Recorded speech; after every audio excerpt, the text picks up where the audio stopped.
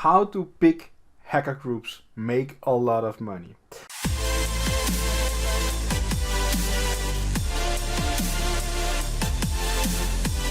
So I'm gonna talk about the underground of the business behind how big groups make their money.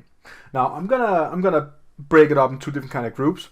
Now the one I'm gonna talk about is the kind of industry that, you know, go to job, go to work, you know, get payment, get bonuses to do hacking.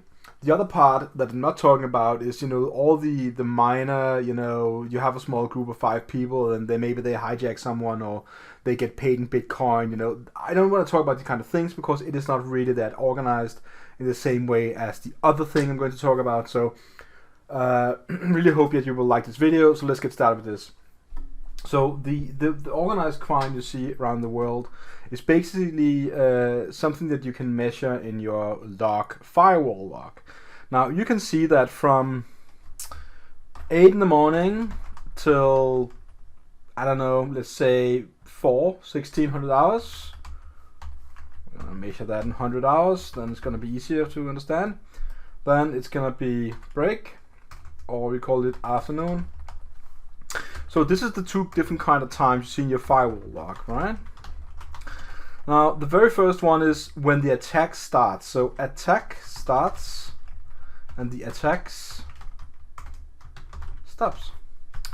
And you might think that, what is this? What is going on? Now the thing is here, okay? So many places in the world, they kind of need a way to make money, okay? And the way they can make money easily is going through the internet digitally, because you do not really need a lot of machine power, but you do need, you know, some minds that can sit there and do some work efficiently, continuously, trying to exploit different kind of people. You also see this with this is called the tech scams, same kind of thing here going on. But it is more like depending on that you call them in most occasions. They're gonna make a pop-up in some place, you will see it, maybe you will fall for it. Now this particular case here, you have like buildings with different kind of floors, and people are sitting here. There's even a receptionist, right? Sitting there, happy receptionist with hair and everything, and doing the stuff a receptionist do. Then you have all the hackers on the other floors that are being paid for doing different kind of attacks. It could be trying to steal credit card information, it could be trying to steal bitcoins, it could be trying to hijack different accounts that have valuable information that could lead to actual money. Now, this kind of thing is called organized crime. And organized crime is really difficult to fight, but you can see it really clear in your firewall logs that the attack starts in the morning and ends in the afternoon. So it is a 8-hour kind of job. That kind of job comes with the following different kind of advantages. Now you get like, you have paid vacation, maybe. You have bonuses depending on how much you hack and how much you earn to the company, right? It is the business. You can also get like, you know, percentages of whatever you earn. You can get different kind of things. So being hired as a person that does this kind of thing, I'm not really gonna get into where in the world we're talking about, because it doesn't really matter where in the world it is. It could be located anywhere basically, but of course there are some countries that are more likely to have these kind of setups. Of course, you can say the tech scam stuff. It is commonly known as the Indian tech scam. Now, I'm not saying anything about, you know, that the people from India is like that, and not at all. I'm just saying that this is what you read when you read about it. This is what they write, the journalists, the people. Of course, there are others that also do tech scams. You probably don't hear about it, because, I don't know, maybe it's too small. I have really no idea. It's not something that I really think too much about. I just know about the scam thing. I know how it works. I know what they do. It's a really amateurish job they're gonna do to lure money out of an old lady, old man.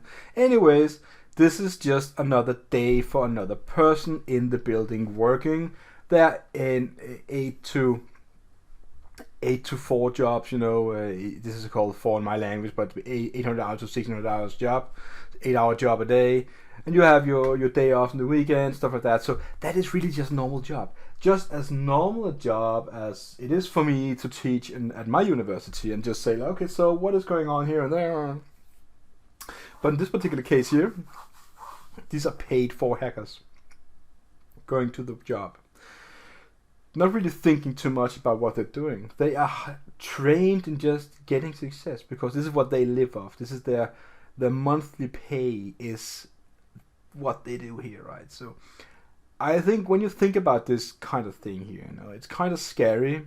I know many people will say, okay, so this is kind of scary. I was like, yeah, I know. It is kind of scary, but it is the way it is. It is how the world works in some countries, and some countries have more of these setups than others and stuff. I for example, I could say that I know that Denmark is not one of the countries that have a lot of these kind of setups because the way the country works, it doesn't really make sense. But of course, there are hackers in Denmark that do make a living out of it. I'm not saying they're not, but I'm not saying it's highly organized in this way where you have 500 people going to work in a building, So think about this. I would say this is probably one of the way that, hackers make a lot of money. And they are hired as hackers to do the job. Maybe a lot of it is like scripted, or they just get the tools they're going to use and then hopefully get access and steal something. And this is really just how it works.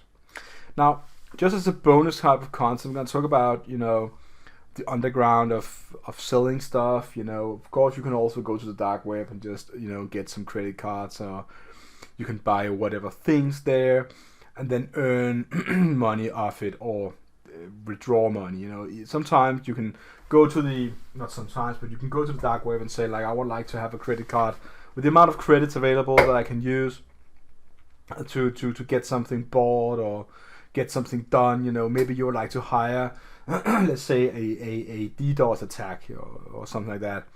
Then you need some funds, right? And you don't have it, but you can maybe get a credit card, and then you use that credit card, and it's really hard to track who really used the credit card, and because it will just show that Mr. Bill someone or Susan someone hired this kind of DOS attack, but really it was not. But this is just so many things goes on, and I just want to say that there are no, when you talk about hacking and all these kind of things, of course there are singular people sitting, in left and right spaces and just, do their thing, do their job, the deface web pages, and do like, hey, see me, I brought something on a web page, I defaced it, yeah, so what? But the real big jobs, you need highly organized crimes.